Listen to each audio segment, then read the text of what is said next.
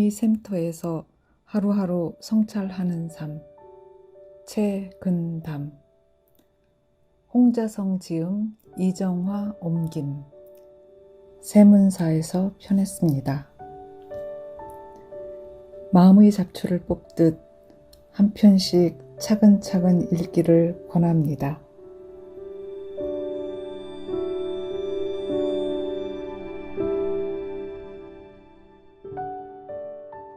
세상 일에 대처함에 반드시 성공하기를 바랄 수만은 없다. 실수가 없는 것이 곧 성공이다. 다른 사람들에게 무엇을 주어도 내가 준 은덕에 대해 그가 감동받기를 바라지 않아야 한다. 나에게 원망하지 않는 것이 곧 덕의 힘이다.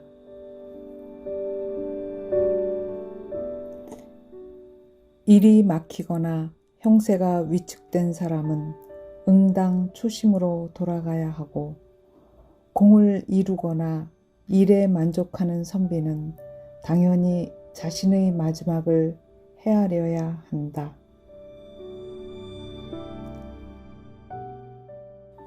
낮은 곳에 살아본 이후에야 높은 곳에 오르는 것이 위태롭다는 사실을 알며, 어두운 곳에 살아본 이후에야 밝은 곳으로 나가는 것이 크게 노출된다는 사실을 알며, 고요한 자세를 잘 지킨 이후에야 움직임을 좋아하는 것이 지나치게 수고롭다는 사실을 알며, 묵묵히 수양한 이후에야 말을 많이 하는 것이 시끄럽다는 사실을 안다. 사람의 마음은 이리저리 바뀌고 세상을 살아가는 길은 험난하다. 걸어가기가 어려운 길에서는 반드시 한 걸음 정도 뒤로 가는 방법을 알아야 하며, 걸어갈 수 있는 길에서도 힘껏 10분의 3 정도는 남에게 양보하는 공덕을 쌓아야 한다. 마음 바탕이 깨끗해야 바야흐로 책을 읽는 가운데 옛 성현의 가르침을 배울 수 있다.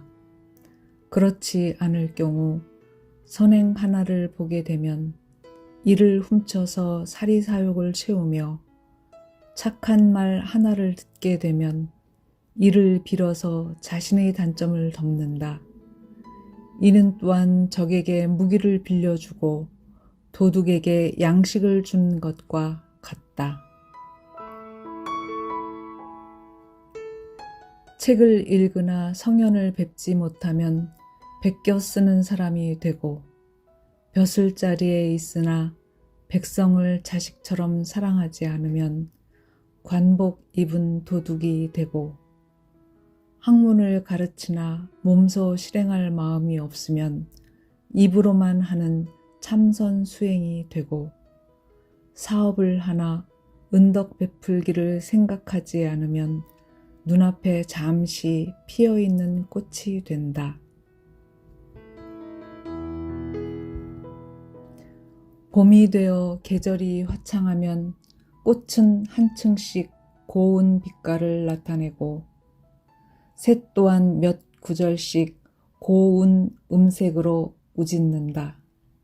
선비와 군자가 다행히 두각을 나타내어 따뜻한 옷을 입고 음식을 배부르게 먹으면서도 좋은 언행을 할 생각이 없으면 이는 비록 이 세상에서 100년 동안 살았더라도 하루도 살지 않은 것과 같다.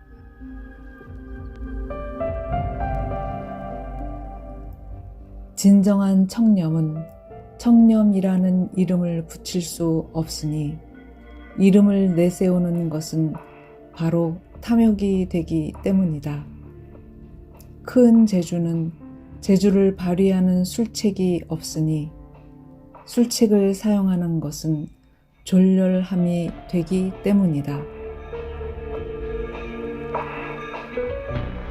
마음의 본체가 밝으면 어두운 방 안에서도 푸른 하늘을 보는 것과 같이 세상의 이치에 밝으며, 마음이 어두우면 대낮에도 도깨비가 나오는 것과 같이 세상의 이치에 어둡다.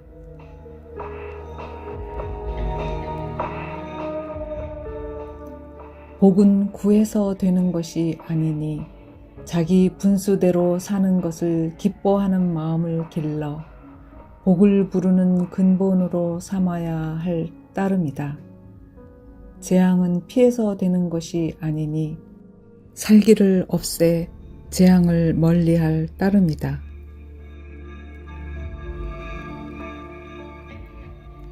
열 마디의 말 중에 9마디의 말이 적중함에 이를 뛰어나다고 칭찬하지 않아도 단 한마디의 말이 적중하지 않으면 그 나무라는 소리가 한꺼번에 들린다.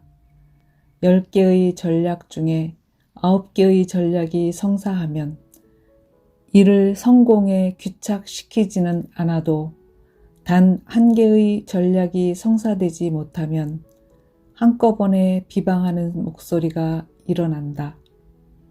이에 군자는 차라리 말을 안 할지언정 함부로 떠들지 말아야 하며 서툴게 보일지언정 기교를 부리지 말아야 한다.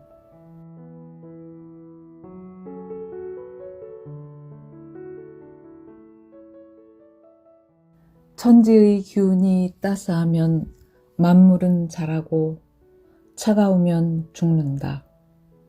따라서 기질이 차고 냉정한 사람은 하늘의 복을 받아서 누리는 것 또한 춥고 각박하다.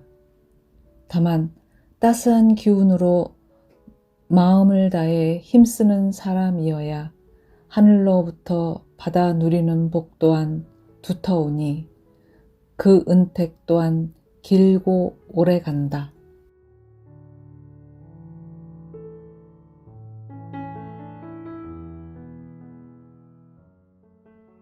인심이 변덕스러운 것은 부귀한 사람들이 빈천한 사람들보다 더욱 심하며 남을 시기하는 마음은 육친들이 바깥의 남들보다 더 심하다.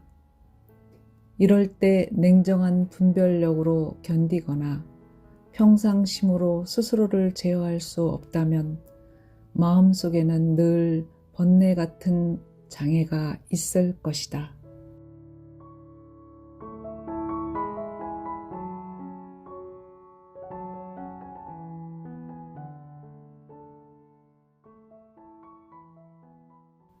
굶주리면 아부하고 배가 부르면 떠나며 따뜻하면 모이고 추우면 가버리니 이는 세상 사람들의 마음속에 두루 있는 병이다.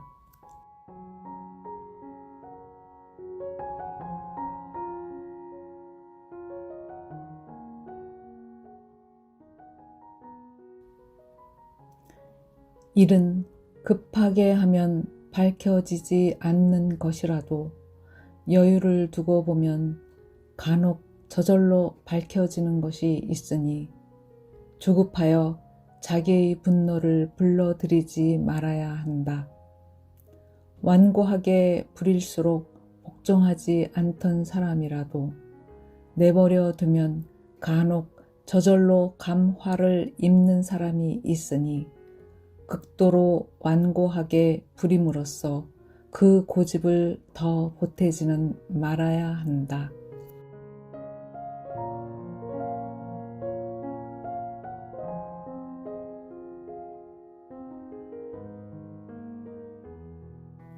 시장 사람들과의 사귐은 산속에 숨어 사는 노인과 사귐보다 못하고 높은 신분의 사람과 만나는 것은 초가집에 사는 사람과 친하게 지내는 것보다 못하며 길거리에 떠도는 소문을 듣는 것은 나무꾼과 목동의 노랫가락을 듣는 것보다 못하며 지금 사람의 부도덕함과 과오를 들추는 것은 옛 성현의 훌륭한 말씀과 아름다운 행실을 기록하는 것보다 못하다.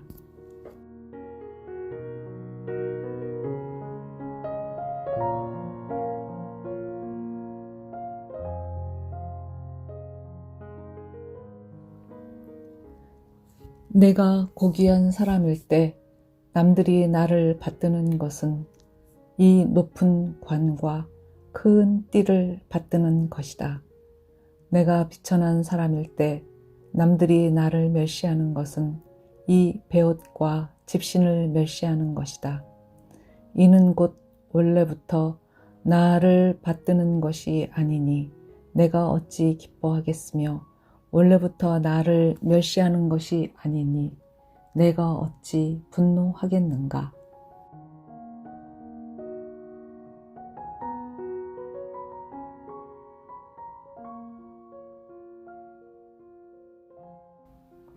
은혜를 베풀려면 박한 듯이 하다가 후하게 베푸는 것이 옳다.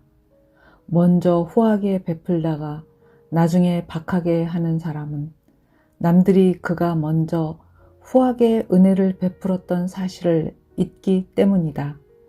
위엄을 세우려면 엄한 듯이 하다가 관대하게 하는 것이 옳다. 먼저 관대하게 했다가 나중에 엄하게 하는 사람은 남들이 그가 가혹한 사람이라고 원망하기 때문이다.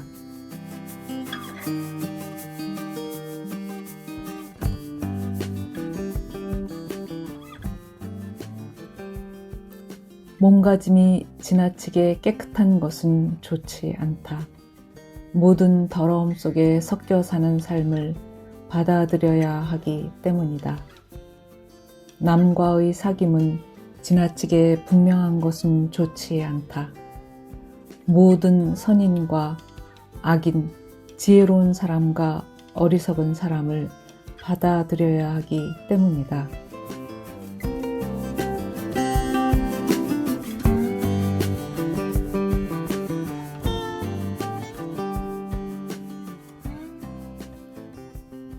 남의 은혜를 받으면 비록 깊더라도 갚지 않으나 원한이 생기면 얕아도 갚는다.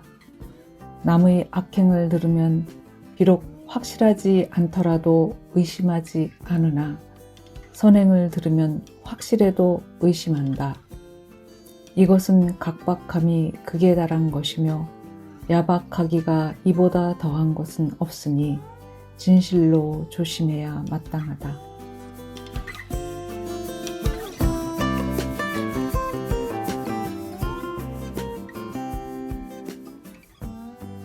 꾀꼬리가 울고 꽃들이 가득하며 산이 지푸르고 골짜기가 아름다운 것은 모두 한때 대자연의 몽환적 풍경이며 물이 마르고 낙엽이 져서 돌만 앙상한 절벽에 초목이 말라있는 것은 그야말로 우리가 볼 수 있는 세상의 참모습이다.